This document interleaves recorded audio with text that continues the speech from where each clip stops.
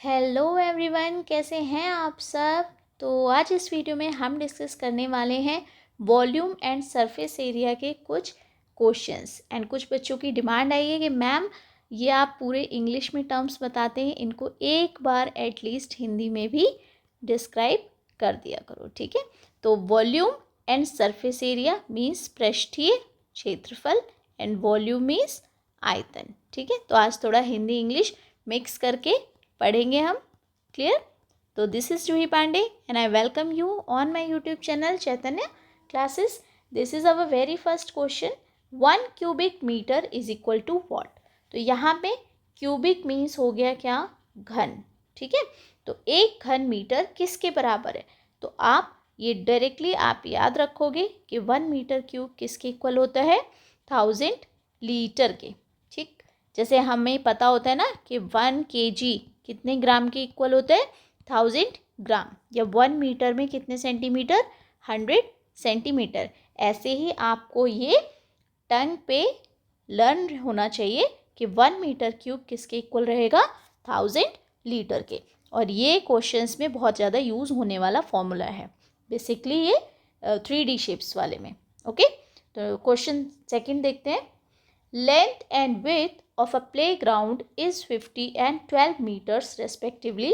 If 10 centimeters rain falls on the field, find the volume of water in liters that fell on the playground. Hindi में भी देख लेते हैं इसको। एक मैदान की लंबाई 50 मीटर और चौड़ाई 12 मीटर है।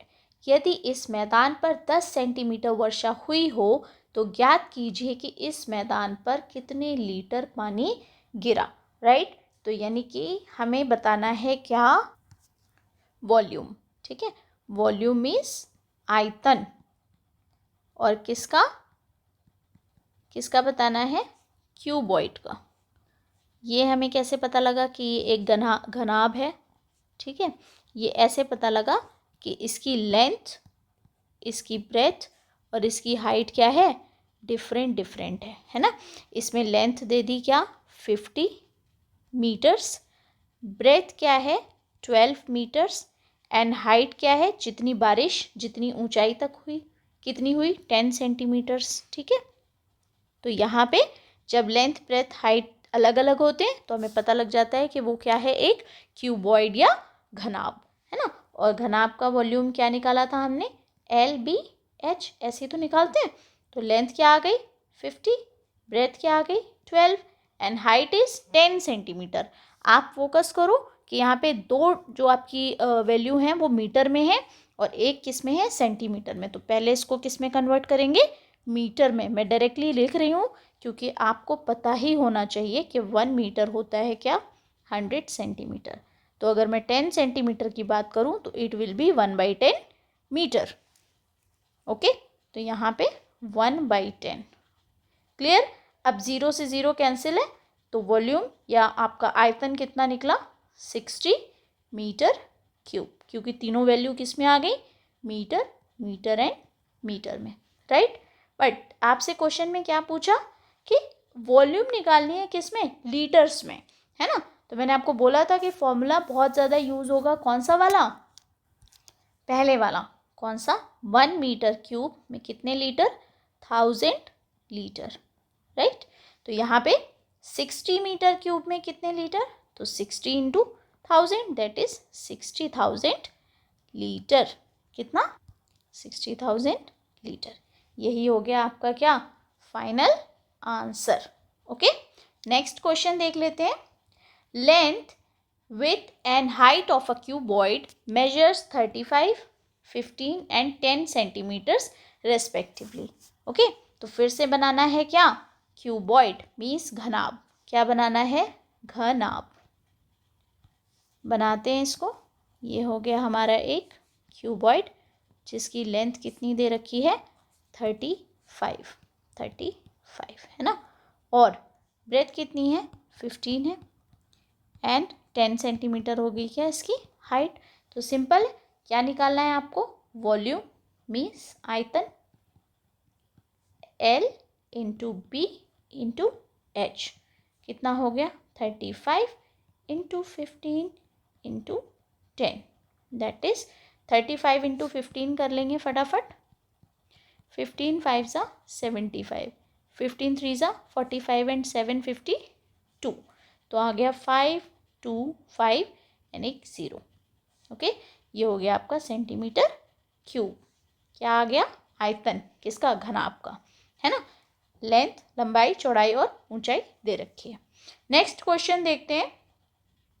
अ water tank measuring 7 meters by 4 meters is filled with water till a height of 2 meters। पता लग गया हमें कि ये लेंथ है, ये ब्रेथ है और हाइट कितनी है?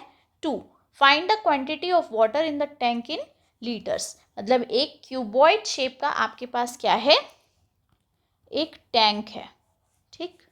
उसकी लेंथ कितनी? 7, breadth 4 and height is 2 meters। Clear?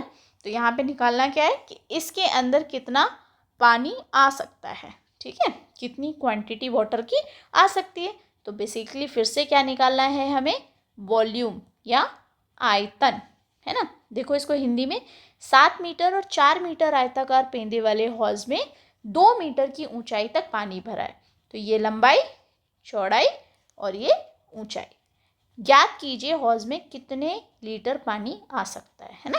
और जो सॉलिड शेप्स होते हैं उन्हीं में क्या रहता है? स्पेस। 3D फिगर है ना, लेंथ भी है, ब्रेथ भी एंड हाइट भी। अगर इससे पहले वाली वीडियो आपने जो 3D शेप्स पे थी वो नहीं देखी है तो आप एक बार उसको ज़रूर देख लेना। उससे फिर यहाँ पे मैं इतनी स्पीड से इसीलिए करा पा रही हूँ क्योंकि मुझे पता है वहाँ पे अगर आपने इसको देखा है तो आपको कोई डाउट फॉर्मूले में रहने वाला नहीं है ना। तो अगर यहाँ पे आप देख रहे हैं तो इससे पहले आप वो वीडियो ज़रूर से देख लेना। ओके, तो स्टार्ट करते हैं इसको। तो वॉल्यूम क्या आ गया हमारे पास? Length, breadth and height which is 7 4 and 2। Okay, तो ये हो गया 28 into 2 that is 56 metre cube. निकालनी किस में है? लीटर्स में निकालनी है ना। तो आप क्या करोगे? 1 metre cube is equal to 1000 litre, है ना। तो 56 metre cube is equal to 56,000 litre. Clear है? क्लियर है आपको बात? नेक्स्ट क्वेश्चन देखते हैं। Area of cuboid is 250 square metre. तो ये क्यूबॉइड है ना। और इसकी लेंथ ब्रेथ हमें नहीं गिवन है, लेंथ भी नहीं है और ब्रेथ भी नहीं है। क्या दे दिया? सीधे एरिया। तो एरिया क्या होता है? Length into breadth. इसका मतलब ये दोनों वैल्यूज इसके अंदर इंक्लूड है।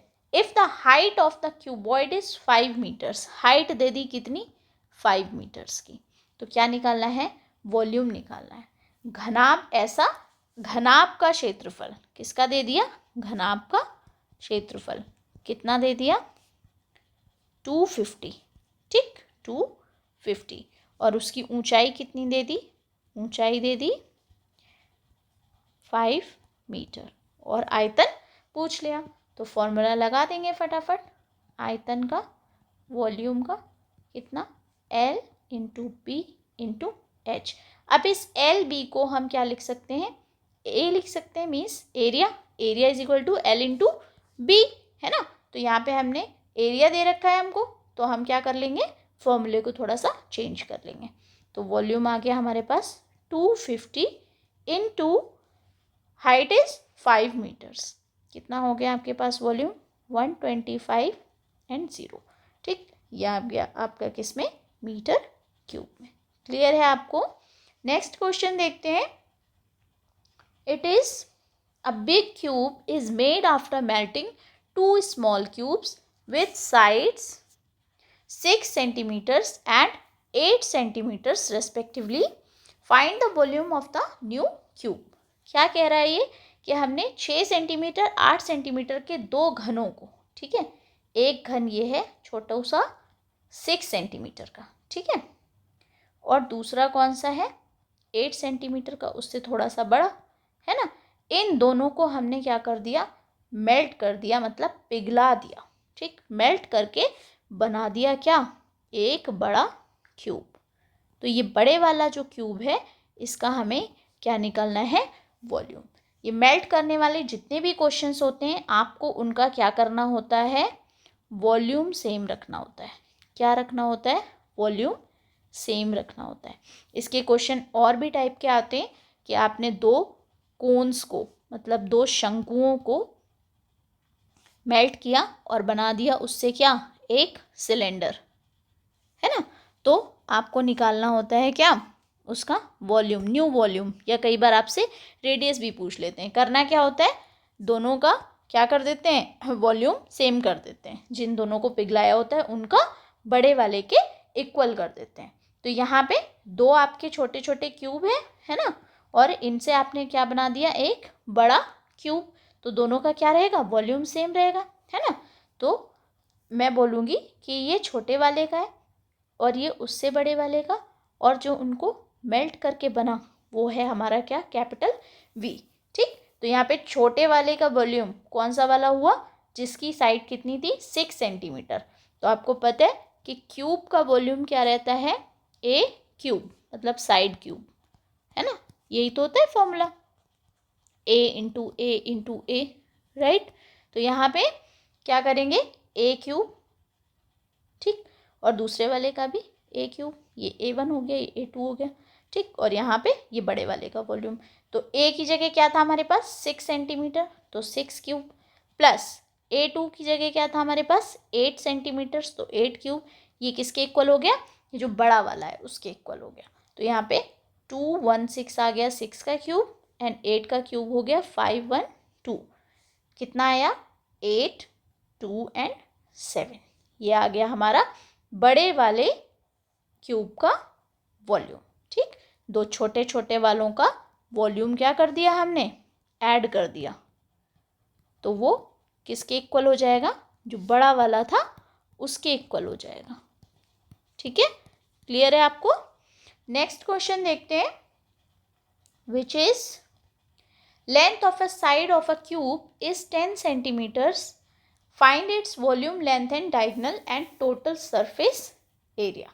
Length of the diagonal, diagonal होता है क्या, विकर्ण, विकर्ण की लंबाई। टोटल सरफेस एरिया मीन्स संपूर्ण पृष्ठ का क्षेत्रफल, ठीक है। और वॉल्यूम तो पता चल गया आपको, आयतन होता है ना। और क्यूब क्या था, घन। तो एक घन है, ठीक, जो कितने सेंटीमीटर्स का है, 10 सेंटीमीटर्स का है। कितने का, 10 सेंटीमीटर्स का। तो इसका वॉल्यूम निकालेंगे क्या, ए क्यूब करके, दैट इज 10 क्यूब, कितना हो गया, 1000 सेंटीमीटर क्यूब, है ना। ये आ गया आपका फर्स्ट आंसर। देन पूछा क्या, एरिया ऑफ, सॉरी एरिया नहीं, टोटल सरफेस एरिया। तो टोटल सरफेस एरिया, इसको हम बोलते हैं संपूर्ण पृष्ठ का क्षेत्रफल। कितना रहता है ये, 6a²। बताया था मैंने आपको, अगर स्क्वायर के एक फेस की बात करूं तो वो होता है a², साइड स्क्वायर होता है ना। इसमें क्यूब में क्या रहते हैं, 6 फेसेस, तो एरिया क्या हो जाता है, 6a², है ना। तो यहाँ से फॉर्मूला डायरेक्ट, 6 इंटू 10, क्योंकि साइड तो 10 है, कितना आ गया, 600 सेंटीमीटर स्क्वायर। एरिया में स्क्वायर लगेगा, ठीक। अब बात करते हैं किसकी, लेंथ ऑफ डायगोनल की। ये दूसरा आंसर आ गया। फिर आ गया आपका विकर्ण, विकर्ण की लंबाई, या फिर लेंथ ऑफ डायगोनल। ये डायरेक्ट फॉर्मूला है कि घन का जो विकर्ण होता है वो कितना होता है, √3a। ए मीन्स साइड, तो 10 हो गया ए की प्लेस पे, एंड √3, तो ये हो गया हमारा क्या, थर्ड आंसर। विकर्ण वाले चैप्टर पे मीन्स डायगोनल वाले टॉपिक पे मैं एक वीडियो डाल दूंगी अलग से, ठीक है। वो काफ़ी लेंथी रहेगा, क्योंकि उसमें सारे ही शेप्स के डायगोनल कैसे कैसे उनका फॉर्मूला आता है वो भी बता दूंगी, ठीक। तो उसके लिए अलग से करेंगे। फिलहाल आप इतना समझ लो कि अगर विकर्ण की लंबाई आएगी, मतलब क्यूब का डायगोनल पूछा जाएगा, तो फॉर्मूला क्या लगाओगे, √3a। ओके, कितना, √3a। और एक ही जगह साइड आपको दे रखी होगी, वही आप पुट कर दोगे। Okay, thank you.